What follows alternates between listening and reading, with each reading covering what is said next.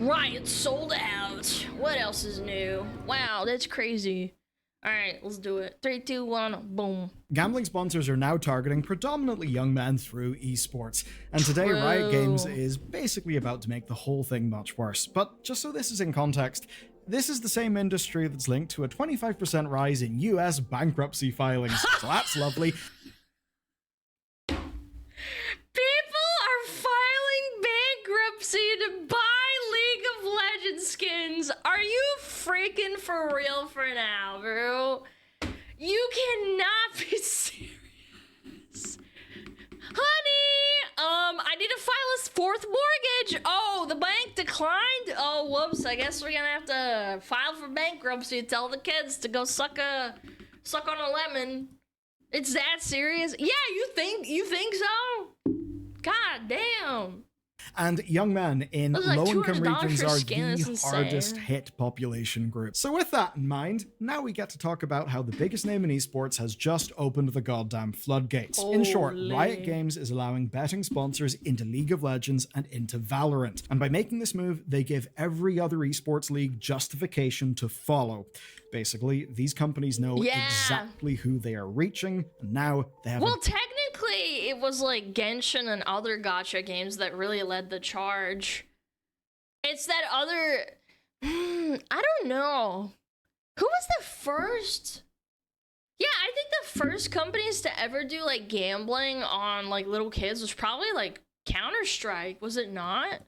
direct pipeline. Here's the change. Sports betting sponsorships are coming to pro teams in North America, Europe, and the Middle East.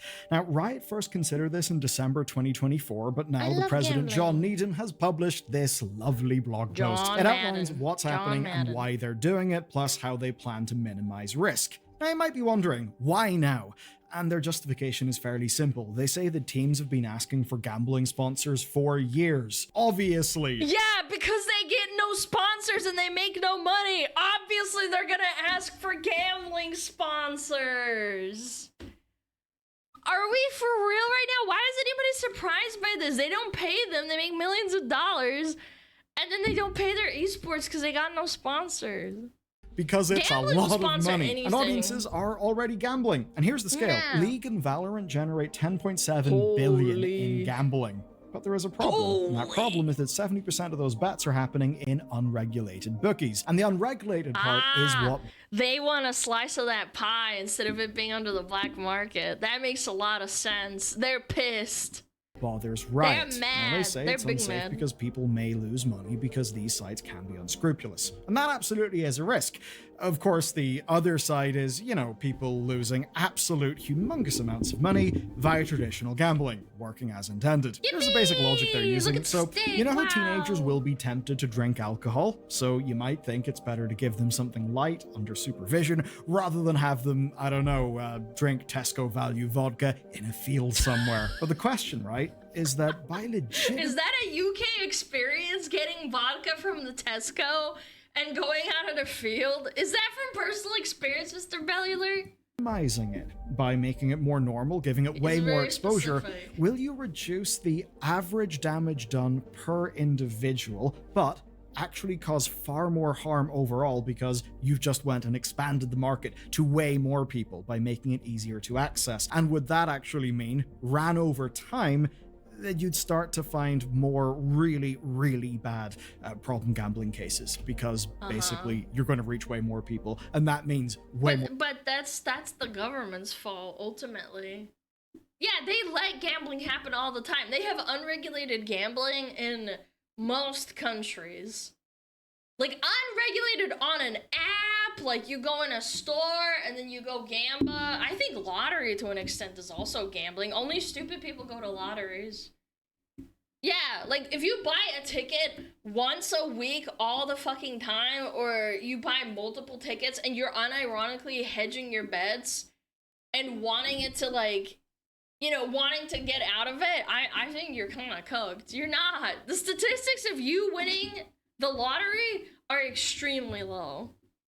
Lottery is regulated. Well, what I'm saying is like, It's regulated, but this is unregulated in America. The ones with the apps. For people who could potentially fall into problem gambling. That's certainly my worry, but first, let's take a look at what this will actually look like in esports. A fun thing about this is Riot absolutely knows how this can be bad luck and all of the potential problems, so but they don't care. But they don't care because it will make them shit ton of money. Of supervision from them in that they will personally vet every single sponsor. They also say they'll make sure that partnered betting services are using Riot approved data, which will mean that nobody gets actively manipulated. But there is a bit more. Teams are going to have to self-regulate their partnerships, and Riot's going to demand that each team makes an internal integrity program. What the hell is that? So that they can investigate themselves. As for what that's got to be, Riot says a self-defined policy for selecting sponsorships. I don't know, it doesn't seem like the highest bar on the earth to me. Teams can be held to this, though, by Riot and by fans, so you can see why they want to do this. You know, it's kind of like a PR incentive thing, and it's all designed to keep bad actors out of things. And of course, money is going to be trickled down, just like how many gambling policies work. Riot say that they'll take a portion of the revenue, and they say they'll invest that in Tier 2 esports programs. So the implication basically, right, is that these sponsors will become... I think my biggest problem with Riot trying to reinvest into esports is the game isn't, like, in a great state. I've heard a lot of complaints from content creators and streamers that stream League full-time, and they... unironically, it's one of the worst states it's been in a long time, and they just ignoring it. Preferred betting partners, and in theory that's safer than unregulated bookies, and that basically money from all of this is going to go into like the more grassroots side of esports. So really, dear gamer, all of this gambling is in fact good for you. Brackets, it's going to make all of us a shitload of money. Yay, but here's the thing, money! With how Riot are doing this, they are absolutely being cowardly, right? Because they've not fully committed to this. If Riot had have simply said, look, we want sport betting in our league as a part of the financial ecosystem, then they could have said that, you know, maybe just like any other advertising thing. But instead, no. They are hedging their bets. You see, they still insist that gambling is bad, right? I mean, otherwise, why ensure that it's not officially connected? And even after vetting, well, just take a look at this. Riot... You really think Riot has values after they started doing the thing with the gambling for skins? Are people for real right now? Do people still trust Riot? They started doing $200 chroma skins, which are recolors, and people unironically think they're going to be fair, and they're not doing it for the money. Owned broadcast and social channels have got to stay betting free. That means no ads, it means no sponsored segments from betting partners, and it means no betting partner logos on team jerseys. So that's quite funny when you think about it. It is putting the pressure on everyone else. They really need money. Official streams, absolutely no gambling. So who's going to get stuck with it? Well, I think the answer is fairly obvious. And we know that it's the team owners who really, really wanted this. So they're going to have to figure out where to put their contractually obligated sponsor content. And almost certainly that means pressure on players, or doing things like event co-streams. And those are actually not small numbers. As an example, co-casters of the 2024 Worlds made up 87.5 million hours, which is 45% of all event streams. So that's actually huge. Now, teams are going to have to walk quite the tightrope here. Basically, they've got to navigate platform policies and local laws, and as they do all of that, Riot will be raking in cash for permitting this. So the takeaway is quite a funny one. Riot Games thinks that betting ads are okay, but only if they're from chosen partners, and they don't think they're okay if they've got to advertise it themselves. Say, and also, again, this is all... If you're gonna go down the route of caring and saying, oh, gambling is immoral, you do realize that League of Legends is a kid's game, man. Like, mostly children play it. I mean, maybe not now, but like 10 years ago, it was mostly like 20-year-olds. Now everyone's growing into it. Kids getting into it. Fortnite! What if Fortnite started doing gambling ads? How would that look? Like, what? By a team having a logo on a jersey, and that team going to an event that they broadcast. Just quite weird. And it does look rather cowardly. Like, they're kind of trying to have... How much money does Riot make? Hold on. How much money does Riot make a year? Riot reported $376 million in total revenue. Just for... Wait, what? Bitcoin mining? Wait, what? What is this about Bitcoin mining with Riot? I beg your finest pardon. This Google is not a good source, I swear. They got around 12 billion last year. Dude, Google sucks. Yeah, I was about to say, that does not make any sense. 376 million is not enough. Vanguard equals a crypto miner. Uh-oh, caught. It both ways. And if it doesn't seem convincing to you, Oh, that's well, why my it doesn't computer seem runs so convincing slow, to me, huh? and I don't think it should to either of us. It's no surprise that the public reaction here has been absolute skepticism at every level. So with it looking so strange, why would Riot and these teams think that this is the way forward? The answer Money. is very, very simple. Money. Guaranteed money. Yeah. Who doesn't want some guaranteed money? Essentially, esports groups... Guys, I'm starting to think we need to start having Gamba sponsors for SmugAlana streams. I don't need the money, but I'm going to reinvest it, okay? Have not really had that much guaranteed money lately. The esports winter started ages ago, and it's still happening. I've actually gotten sponsors asking for gambling sponsors. I've gotten emails. Yeah, like legitimate emails from like gambling sites, and they're like, oh, you could make $2,000 if you just play one time on stream. And I'm like, hell no. Seeing layoffs, we're seeing closures. Yeah, now, Saudi Arabian wealth has somewhat helped because, you know, they want to do some, I've forgotten the word of it, but it's kind of when you launder your reputation through sports. It's a very well-known thing. And obviously, Saudi money has got its own ethical concerns. Saudi Arabia expands its sports washing ambitions to the world of gaming by zeroing in on the burgeoning esports market. The kingdom has added new layers of soft power strategy. Why is Saudi Arabia so obsessed with esports? It has not worked out. Do you guys remember when Overwatch was like really supposed to be big in Saudi Arabia and just nothing happened with it? Because money? But esports don't make money. They really don't. So with all that floating around, basically like this is more consistent revenue from an industry that's desperate to expand and is desperate for consistent revenue. But of course this is all happening in a way that benefits Riot but does not benefit viewers. How many viewers would never have touched gambling before this? I don't know, but it's probably a lot, and what Riot have done is they've opened the door for that to happen, right? Oh, absolutely. I can actually attest to this. There's a streamer out there, I remember them talking casually that 10 years ago when they were a kid, they would literally spend all of their Christmas money the second they got it to gamble it on Counter-Strike loot boxes. I was shocked. I was like, are you for real? And apparently that's a really common thing with like the average like guy, like when they're growing up and they're like, I don't know, like between the ages of like 13 and like 18, you just gamble away a bunch of money by normalizing it. And this doesn't even address some of the wider problems. Take a look at all of those gacha-based cosmetics that Riot rolls out, and I'm sure you've seen the headlines, right, of like $350 to get like the big event skin. Well, funnily enough, a lot of people would say that that's kind of like the same as gambling. I mean, sure, you can't... It absolutely is. Except they give you a pity system, so it's technically not gambling. Do you know how they go around gambling? The gambling in League of Legends? They say that if you hit a certain amount, you're guaranteed cash out, but it's probability-based bullshit to get an item that you want. Well, now they would be feeding that sort of audience, one that they're cultivating with all these gacha mechanics, directly into betting companies. Yippee! You know, so I feel like if there's people who are going to be problematic with gacha and get themselves into bother, there's probably a lot of crossover with people who will get themselves into gambling bother. And financial trouble from gambling hits young men in low-income regions the hardest. It's rough stuff, right? And studies do suggest that, of course, that is the exact demographic that is also the most likely to bet on esports. They really know their target audience. They want that cash cow. Dude, they love milking the poor, man.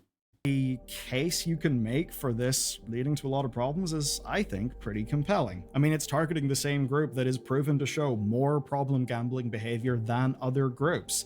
And then, of course, there's the risk to athletes themselves. And this is something that's not commonly thought about. Now, of course, esports people, they'll face match-fixing allegations as, in traditional sports. Oh. But now there's an entire new type of hostility for them. Because when somebody... People used to get accused a lot in League because it was the black market that would accuse them of throwing matches. And they would absolutely do it for money. But now there's like a solid thing where it's like you have the incentive behind Riot officially letting you do that. Uses a bet on one of these sites on the team that promoted that betting site. That anger can now go straight to the players. Blame can go straight to the players. And that's not me speculating. This is the actual experience of athletes in physical sports. And it's one that's gotten far worse with micro-betting and app-based gambling that just, well, make it far easier to engage in all that shit.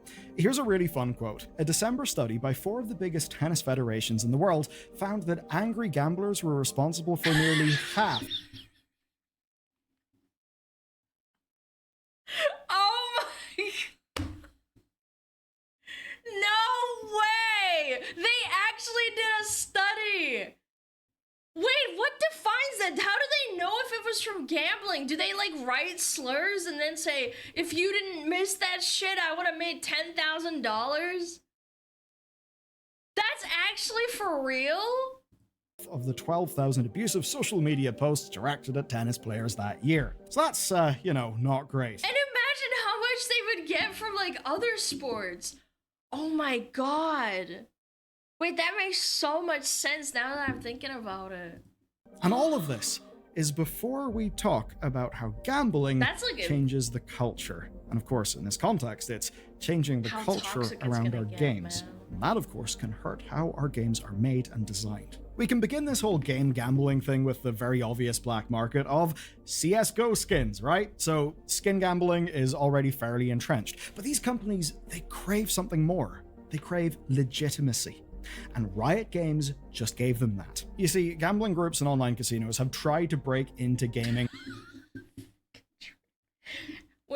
You know what's really sad? I had friends that would play rated battlegrounds with train wrecks back in like Mop and Wad, and he was a crazy guy and he would rage bait people constantly and get really, really fucking mad. And now all people know him as is a fucking gambler. I remember when he just played WoW, and it makes me sad because all people know him as is a fucking Gamba addict.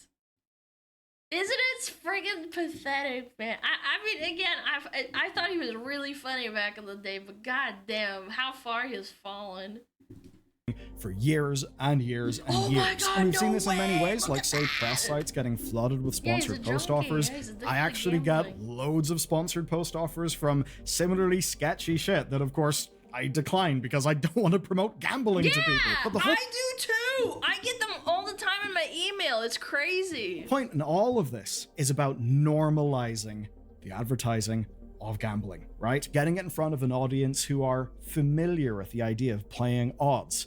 And we can take a look at this already happening. For one, The Escapist immediately began running ads after being sold. And those ads included best offshore casinos for US players and best online casinos in the US. Lovely stuff. Meanwhile, Aftermath covered the Adventure Games Forum sale. This is wild. 20 years of archives were purged, but do you know what was added? Gambling coverage with advertising. Lovely. And again, it's so unregulated. How do you even regulate a casino that's online? Like, how do you check? Do you guys remember when we talked a while ago about Nexon and how they rigged certain statistics in order to basically get more money out of people? You literally can't regulate it. They changed one number and it makes the game impossible for you to win. So how would that even work? Like, the guy goes and inspects the code and says, okay, this is all up to code. This seems fair. And then they just go and change it back. How would you fucking check? So, you know, it's not about the games, it's not about gaming culture, it's about getting gambling in front of more eyes, so it's normalized. That's one piece of the puzzle. Get more people to see gambling in the context of gaming. The next piece of the puzzle, well, that's to make it legitimate. To make it legitimate, to make it feel legitimate, you gotta get someone like Riot on board. And that is exactly what Riot have been seemingly happy to do. Okay, I'll turn the focus back to Riot. Now, on this channel, we've extensively covered Riot's financial concerns, and because of all that, we do kind of know why they're approving this now. Teams, of course, need to survive the esports winter. That's very important for Riot. It's important to their whole business model, the culture around their game, the culture that drives all those skin sales. Now, of course, Riot gets a cut of that lovely guaranteed revenue, but they're not comfortable with this decision, or else they wouldn't have framed it as being a risky thing. They wouldn't have banned it from official streams. They also know the players won't like it. They're doing it anyway. Because it's gonna make them a shitload of money, which they really, really want, apparently. I thought Riot was making hand over fist over these skins and stuff with the gambling and Valorant gambling, but apparently not. They want more. Now the floodgates are very much opened, because every competitive esports scene from their esports has fallen off in the last 5 years, and I think they're actually hemorrhaging money. I think that's probably what the issue is. They're just not making enough money. From the perspective of financial incentives, they all want these sponsors to get a green light. And if this is happening with Riot, right? If Riot can get comfortable and take the flak for being a bit of a first mover, then smaller groups will also move. And that means we are going to be looking at a very different industry in a few years. And frankly, it's an industry that is shown to be a true parasite. And it's one of those things, look, adults can spend money whatever the hell they want. Sure, right, I absolutely get that.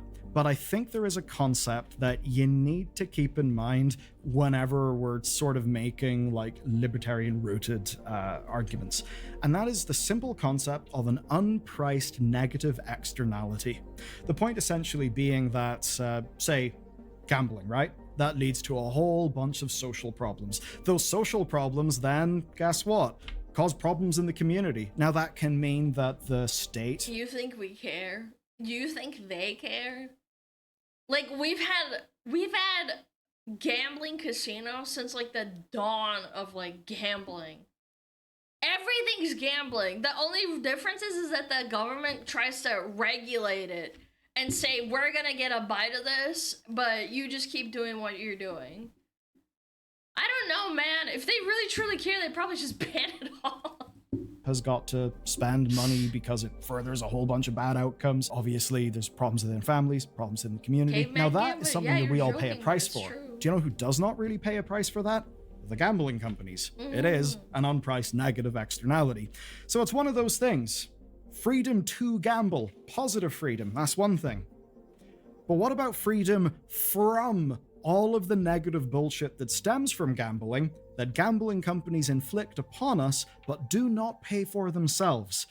What do you think about that? And I mean that in a genuine, open way. Do let me know. Even if you find those gambling websites or those gambling sponsors, it doesn't actually make a dent in all the money that they make.